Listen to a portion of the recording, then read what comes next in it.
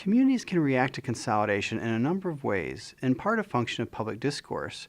It's important to be open and transparent to prevent misinformation. They may see a different car, they may see a different color uniform on their police officers, but they shouldn't see a variation in services. The few studies that have been done sort of support that, is that, people don't notice a change, and people don't notice that the amount of services vary significantly. Well, the reality is they should notice that there's a feeling that they're getting more than they're actually paying for, and that's based around the seamlessness that contracting demonstrates. It's how you take our organization and blend it in enhancement and additional patrol cars, maybe from a quadrant assigned to that district, may start showing up more frequently. And the natural things that are available in our organization become routine in a contracting situation. Improved services. You have, once again, even though the fire officers were dispatching fire service units, the police dispatcher was trained at a little bit higher level.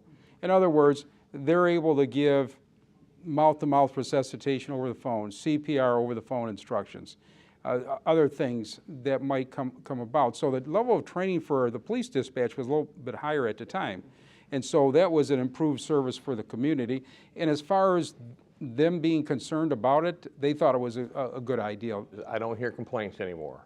You used to hear all the time there's too many cops, too many firemen. How do you justify the fire department? How do you justify full-time this and that? And there is no longer a challenge to our existence. And the budgets are approved and the plan has been approved at city council level.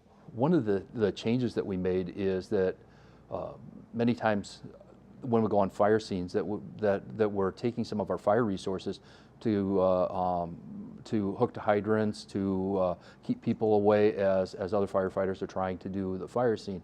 We now have our police officers that are right involved. If you go to a fire scene, you'll see now our police officers hooking up the 5-inch hoses to the hydrant, making sure that the people stay away. If there's anything else needed, they all work together as a team. And I do have people in the community that come up and say, are we PSO? No, we're two separate entities that are working together. We've been surveying our community for 18 years, longer than that. So we did not have a case of, in many communities, the fire is seen more positively than the police. And that really wasn't true in our community. While the fire was seen positively, frankly, we just had better outreach. So there really hasn't been any reaction at all from the community. The citizens pay very close attention because a lot of times it's their loved ones that work in the police and the fire services. And so that's why it's very important to include them and to be transparent and put out the plan that you're going to follow. But before doing that, get a lot of input from the community and make sure that there is buy-in, which you don't always have 100% buy-in. A lot of people, they understand it, they don't really embrace it, but they know it has to take place. The reaction of the community to consolidation will vary from one community to the next. What's important is that there is open, frequent, and constructive communication among all stakeholders.